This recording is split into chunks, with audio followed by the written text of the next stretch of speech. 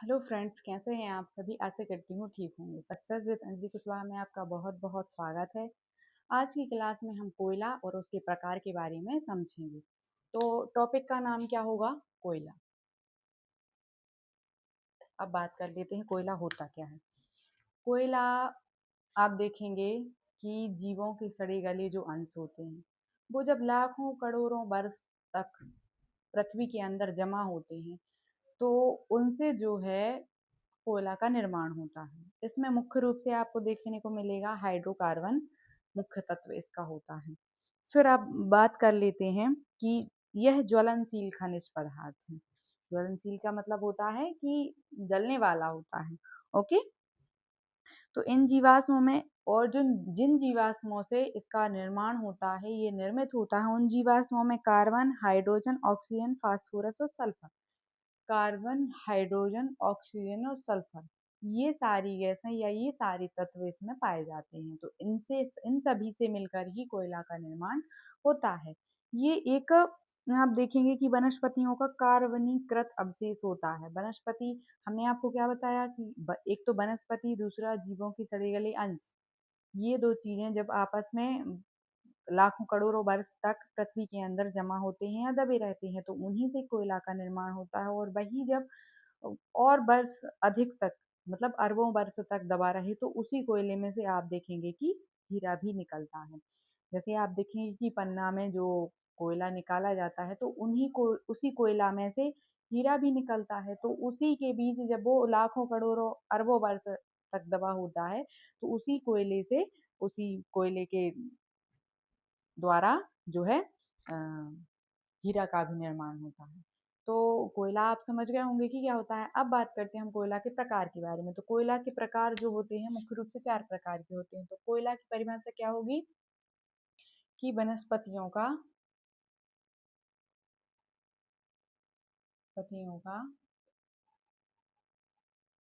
कार्बनीकृत अवशेष। ओके। फिर अत्यंत ज्वलनशील।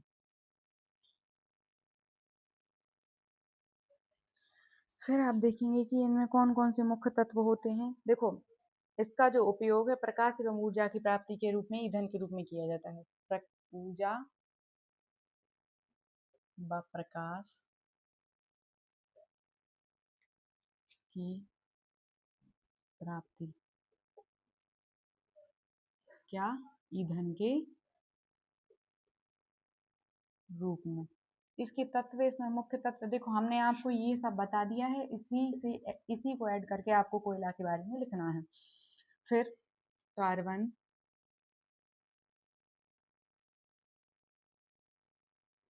हाइड्रोजन,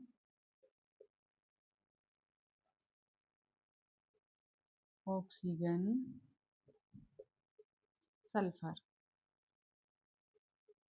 इन सारे तत्वों से मिलकर इसका निर्माण होता है। किसका? कोयला का। अब प्रकार बात करते हैं कोयला के प्रकार के बारे में। कोयला के प्रकार, तो सबसे पहले जो है वो कौन सा कोयला है? पीट। यह कोयला निर्माण के विकास क्रम की प्रथम अवस्था, लकड़ी के मिलता जुलता कोयले का निकृष्ट रूप। आप देखिए कि ये सबसे लो क्वालिटी का कोयला होता है। कौन सा? पीट। सबसे निकृष्ट मतलब ये कोयला बनने की प्रथम अवस्था होती है। निकृष्ट, सबसे निकृष्ट अवस्था। अधिक धुआं निकलता है जिसमें से। ओके।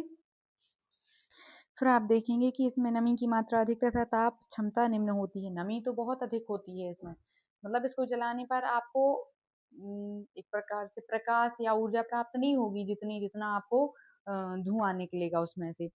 तो ये सबसे निम्न क्वालिटी का कोयला है। तो ताप की जो क्षमता है इसमें निम्न होती है, मतलब कम होती है। और नमी की जो मात्रा होती है वो अधिक होती है। फिर बात करते हैं, इसमें कार्बन का अंश 40% से कम पाया जाता है। इसमें नमी की मात्रा सर्वाधिक होती है। देखो, कार्बन का अंश कितना होता है? कार्बन का अंश कितना? 40%